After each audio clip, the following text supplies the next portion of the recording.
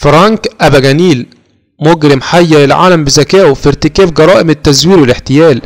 اتولد فرانك سنة 1948 في نيويورك، وكان قريب جدا من أبوه وعاش معاه بعد ما والديه اتطلقوا. اتعود انه يحضر الاتفاقيات والصفقات اللي أبوه بيعملها، وده اداله خبرة في مجال البيزنس والعقود. وأول ضحية من ضحايا فرانك هو الحاج ويليامز والده. بدأ فرانك باستخدام الكريدت كارد بتاعت أبوه، ويروح يشتري محركات عربيات وإطارات وبطاريات، وبدل ما ياخد الحاجات دي يسيبها ويقول لهم أنا عاوز فلوسها كاش، وياخد الفلوس في إيده ويمشي وهو قدام أبوه يشتغل الحاجات دي. لما وصل 16 سنة ساب البيت عشان يعيش حياته المستقلة، وما كانش في حسابه في البنك إلا 200 دولار. راح زور رخصة السواقة بتاعته وكبر نفسه 10 سنين، وزور شهادات علمية كبيرة، وده ساعده في انه يشتغل في وظائف اجرها عالي. وقعد يكتب للناس شيكات بدون رصيد ويعمل كل اللي نفسه فيه، لكنه كان مدرك انه ممكن يتمسك في اي لحظة، فقرر انه يزور شخصيته ويبدأ ينتحل شخصيات عشان ما يتمسكش. وكمان لو انتحل شخصيات ناس رواتبهم عالية، ده يخليه يقدر يكتب شيكات بفلوس اكتر بدون ما حد يشك ان مفيش رصيد في البنك. انتحل شخصيات كتير، اشهرها انه انتحل شخصية طيار. كلم شركة طيران قال لهم ان البدلة بتاعته ضاعت، وانه عاوزهم يبعتوا له واحدة، وقالوا له على المقر اللي يقدر يجيب منه بدلة جديدة، وبالتزوير قدر يجيبها وتتشحن له عشان يستلمها.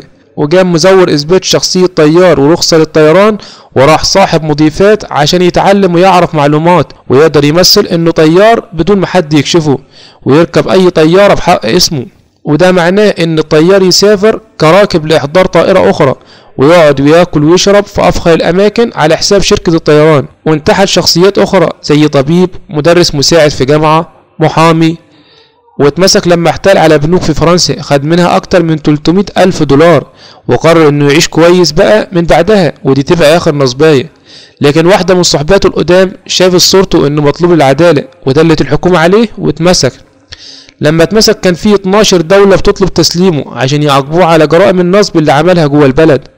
وبعد ما قضى بعض العقوبات دي اترحل على امريكا، وقدر يهرب من الطيارة بعد ما نط منها وهي على ارتفاع 3 متر وهي بتنزل، وقدر يجيب مفتاح خزنة كان فيها 20 الف دولار، وخطط انه يسافر للبرازيل عشان مفيش اتفاقية بينها وبين امريكا لتسليم المجرمين. لكن عملية هروبه للبرازيل فشلت.